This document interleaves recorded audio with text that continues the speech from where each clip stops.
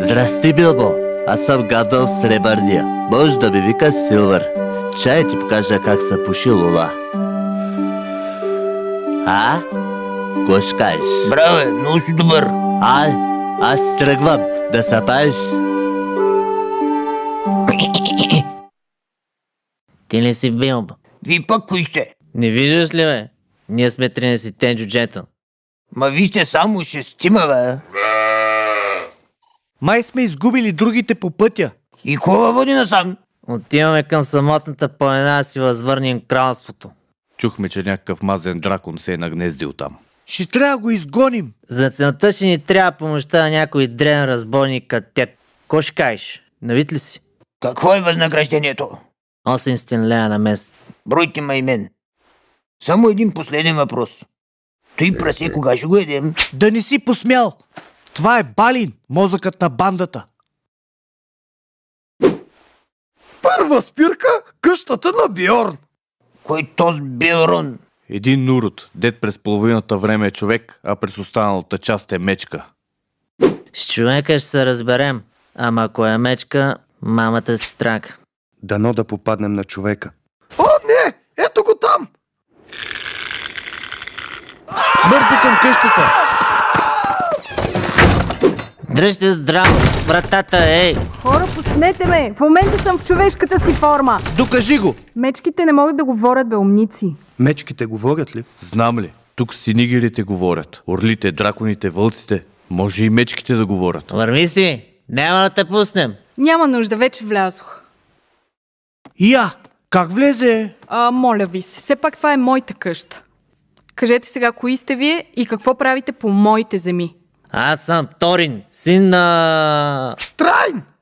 А това са Бримбор, Тримбор, Дримбор, Мимбор и Балин. Тръгнали сме към пущинака на Смок. Ще го бомбим. По принцип мразя джуджета, но повече мразя броколи. Така че ще ви пусна. И моля ви побързайте, че почвам да се превръщам в мечка и не отговарям за последствията. Ай, чао.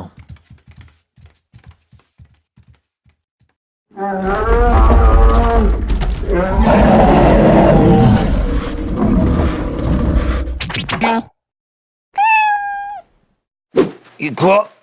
Далеч ли този пущинак? О, това е само началото. Очаква ни доста дълъг път. Абе, ти не си не гледал филма. Книгата съм чел, ма тя няма нищо общо. Стигнахме. Великата крепост на дядо ми. Сега трябва да бъдем много тихи, за да не събудим дракона. Бягай!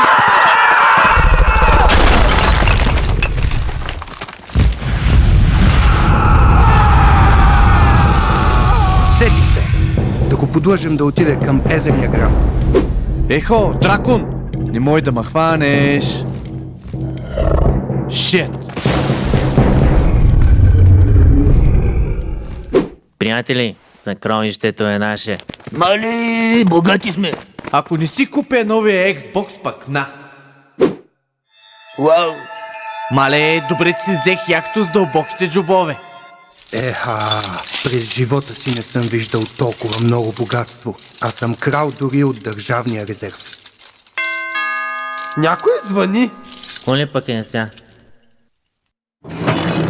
Кое бе? Ойт, Торин, ние сме бе. Сбирщина алчни елфи, хора и орки. По-искате?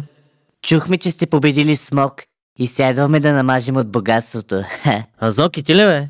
Торин, стари приятелю! Приятел, до вчера ме искаше мъртъв. Поне във Фейсбука сме приятели. Това нищо ли не значи за теб?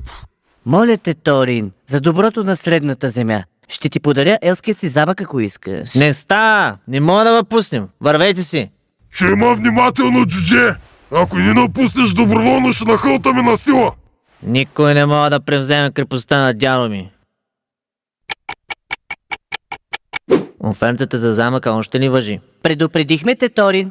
Сега какво ще правите с нас? Само ни не изяждайте, моля ви се! За какви ни взехте? Просто ще ви изгоним. Сякът се замисля, не е лоша идеята. Да поиграем на играта на дракона, а? ще ви пуснем да си ходите, но един от вас трябва да остане като жертвоприношение. Манча. И така, кой избирате да изядем? Бален. Свежа джуджешка мръвка.